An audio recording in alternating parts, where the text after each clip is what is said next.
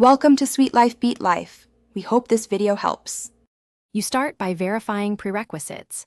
Update iOS and enable Dynamic Island in display settings now. Once done, restart your iPhone to clear residual processes. This reduces glitches. Next, close unused background apps so notifications route cleanly to the island. You should also set notification styles in settings to banner or persistent, because Dynamic Island surfaces those. Doing these steps first prevents common interruptions and ensures the island reacts predictably when you begin customizing and using live activities. Now you customize how the island behaves with apps and interactions.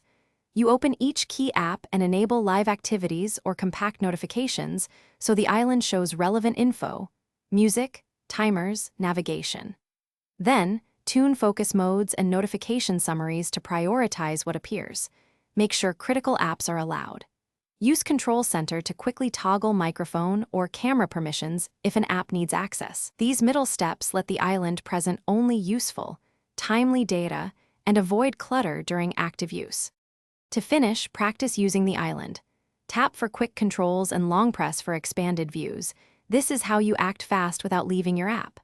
When live data stalls, force close that app or reinstall it to restore proper updates.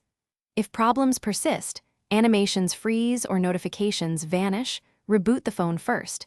If still broken, reset network settings or check app permissions. One key troubleshooting tip: toggling the app's live activity permission often restores updates immediately, so try that before deeper resets. Thanks for watching. Consider subscribing if we helped you.